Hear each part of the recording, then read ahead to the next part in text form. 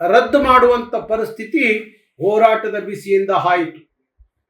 ಹುಬ್ಬಳ್ಳಿಯಲ್ಲಿ ನಮ್ಮ ಕಾರ್ಯಕರ್ತರು ಭಾರಿ ಪರೀಕ್ಷಾ ಕಾರ್ಯಾಲಯಕ್ಕೆ ನುಗ್ಗುವಾಗ ಅಲ್ಲಿದ್ದಂಥ ಅಧಿಕಾರಿಗಳು ತಡೆದು ತಕ್ಷಣ ನಾವು ಪರೀಕ್ಷೆ ರದ್ದು ಮಾಡ್ತೀವಿ, ಮುಂದೆ ಯಾವ ಆದೇಶ ಬರುತ್ತೆ ಕಾದು ಮುಂದಿನ ದಿನಗಳಲ್ಲಿ ಪರೀಕ್ಷೆ ಮಾಡ್ತೀವಿ ಅಂತ ಹೇಳಿ ತೀರ್ಮಾನಕ್ಕೆ ಬಂದ್ರು. ಅಲ್ಲಿದ್ದಂಥ ನೂರಾರು ಪರೀಕ್ಷೆ ಬರೀಲಿಕ್ಕೆ ಬಂದಂತ ಅಭ್ಯರ್ಥಿಗಳನ್ನ ಹೊರಗಡೆ ಕಳಿಸಿ ಆ ಪರೀಕ್ಷೆ ರದ್ದು ಮಾಡಿದ್ರು. ಅದಾದ ನಂತರ ಬೆಂಗಳೂರಲ್ಲಿ ಇಲ್ಲೂ ಸಹ ಭಾರಿ ಬೃಹತ್ ಮಟ್ಟದಲ್ಲಿ ಚಳವಳಿ ಪ್ರಾರಂಭ ಆಯಿತು. ಇಲ್ಲೂ ನೂರಾರು ಕಾರ್ಯಕರ್ತರು ಪರೀಕ್ಷಾಲಯಕ್ಕೆ ನುಗ್ತಾರೆ ಅಂದ ತಕ್ಷಣ ಮೈಸೂರು ಮತ್ತು ಹುಬ್ಬಳ್ಳಿಯಲ್ಲಿ ನಡೆದಂತ ಪ್ರತಿಭಟನೆ ಬಿಸಿಯಿಂದಾಗಿ ತಕ್ಷಣ ಹುಬ್ಬಳ್ಳಿಯಿಂದ ನನ್ನ ಜೊತೆಯಲ್ಲಿ ಆಸಿಫ್ ಅನ್ಸಾರಿ ಅನ್ನೋರು, ಅವರು ಅಲ್ಲಿಯ RRC ಚೇರ್ಮನ್ ನೈಋತ್ಯ ವಲಯ, ಅವರು ನನ್ನ ಜೊತೆಯಲ್ಲಿ ಮಾತಾಡಿದ್ರು.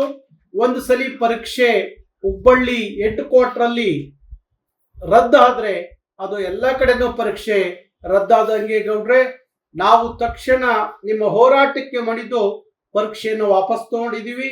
ಮುಂದಿನ ದಿನಗಳಲ್ಲಿ ನಿಮ್ಮಗಳ ಜೊತೆಯಲ್ಲಿ ಚರ್ಚೆ ಮಾಡಿ ನಮ್ಮ ಕೇಂದ್ರದಿಂದ ಏನು ಆದೇಶ ಬರುತ್ತೆ ಮತ್ತೆ ನಿಮ್ಮ ಮನವಿಯನ್ನ ನಾವು ಕೇಂದ್ರ ರೈಲ್ವೆ ಇಲಾಖೆಗೆ ಕಳಿಸ್ಕೊಟ್ಟಿದ್ದೀವಿ. ಹಾಗಾಗಿ ಏನು ಅಲ್ಲಿಂದ ಆದೇಶ ಬರುತ್ತೆ ನೋಡಿಕೊಂಡು ನಾವು ಮುಂದೆ ಪರೀಕ್ಷೆ ನಡೆಸೋಕೆ ತೀರ್ಮಾನ ತಗೋತೀವಿ. ಅಲ್ಲಿವರೆಗೂ ಯಾವುದೇ ಪರೀಕ್ಷೆಯನ್ನ ನಡೆಸಲ್ಲ ಅಂತ ಹೇಳಿ ಪರೀಕ್ಷೆ ರದ್ದು ಮಾಡಿದ್ದೀವಿ, ಮುಂದೂಡಿದ್ದೀವಿ ಅಂತ ಹೇಳಿ ನಮಗೆ RRC ಚೇರ್ಮನ್ ರವರು ನನ್ನ ಜೊತೆಯಲ್ಲಿ ಖುದ್ದಾಗಿ ಫೋನಲ್ಲಿ ಮಾತಾಡಿದ್ರು. ಹಾಗಾಗಿ ಈಗ ಎಲ್ಲ ಕಡೆ 3 ಕಡೆನೂ ಸಹ ಪರೀಕ್ಷೆ ರದ್ದು ಆಗಿದೆ. ಮತ್ತೆ ಅದು ಮರುಪರೀಕ್ಷೆಯನ್ನ ಮಾಡಬೇಕಾಗತ್ತೆ. ಒಂದು ದಿನಾಂಕವನ್ನು ನಿಗದಿ ಮಾಡಿ ಮರುಪರೀಕ್ಷೆಯನ್ನ ಮಾಡಬೇಕಾಗತ್ತೆ. ಆ ನಿಟ್ಟಿನಲ್ಲಿ ನಾನು ಈಗಲೂ ಹೇಳ್ತಾ ಇದ್ದೀನಿ, ಭಾರತ ಸರ್ಕಾರದ ಬಹುದೊಡ್ಡ ಉದ್ಯಮ ಅನಿಸ್ಕೊಂಡಿರುವಂತ ರೈಲ್ವೆ ಇಲಾಖೆ ಬಲವಂತವಾಗಿ ನಮ್ಮ ನೆಲದ ಮಕ್ಕಳ ಮೇಲೆ ಹಿಂದಿಯ ಬಲವಂತ ಹೇರಿಕೆಯನ್ನ ಕರ್ನಾಟಕ ರಕ್ಷಣಾ ವೇದಿಕೆ ಸಹಿಸಲ್ಲ.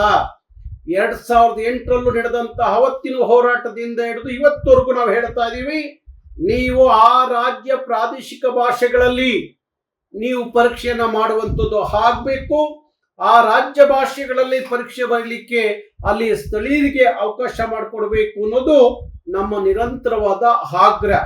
ಹಾಗಾಗಿ ಕರ್ನಾಟಕದಲ್ಲಿ ನಡೆಯುವ ಎಲ್ಲ ರೈಲ್ವೆ ಪರೀಕ್ಷೆಗಳು ಇನ್ಮೇಲೆ ಕಡ್ಡಾಯವಾಗಿ ಕನ್ನಡದಲ್ಲೇ ಬರೆಯುವಂಥದ್ದು ಆಗಬೇಕು. ಕನ್ನಡಕ್ಕೆ ಆದ್ಯತೆ ಸಿಗಬೇಕು.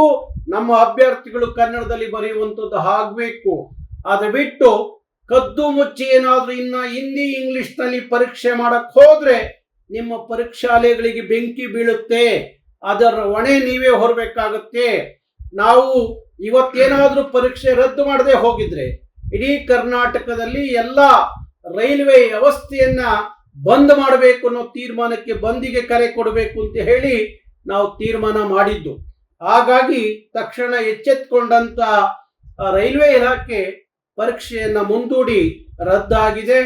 ಹಾಗಾಗಿ ಮುಂದಿನ ದಿನಗಳಲ್ಲೂ ಸಹ ನಾವು ಯಾವುದೇ ಕಾರಣಕ್ಕೂ ಕರ್ನಾಟಕದಲ್ಲಿ ಕನ್ನಡದಲ್ಲಿ ಪರೀಕ್ಷೆ ಬರಲಿಕ್ಕೆ ಅವಕಾಶ ಇಲ್ಲದೆ ಹೋದ್ರೆ ಅಂತ ಯಾವ ಪರೀಕ್ಷೆಗಳನ್ನು ಕರ್ನಾಟಕದಲ್ಲಿ ನಡೆಸಲಿಕ್ಕೆ ಬಿಡಲ್ಲ. ಲೇಟೆಸ್ಟ್ ಹಾಗೂ ಇಂಟ್ರೆಸ್ಟಿಂಗ್ ಸುದ್ದಿಗಳಿಗಾಗಿ ಬಾಸ್ ಟಿವಿ ಕನ್ನಡ ಚಾನೆಲ್ನ ಸಬ್ಸ್ಕ್ರೈಬ್ ಮಾಡಿ. ಹಾಗೆಯೇ ಬೆಲ್ ಐಕಾನ್ ಪ್ರೆಸ್ ಮಾಡಿ. ಇದರ ಜೊತೆಗೆ ಫೇಸ್ಬುಕ್, ಇನ್ಸ್ಟಾಗ್ರಾಮ್, ಎಕ್ಸ್ ನಲ್ಲೂ ಮಿಸ್ ಮಾಡದೆ ಫಾಲೋ ಮಾಡಿ.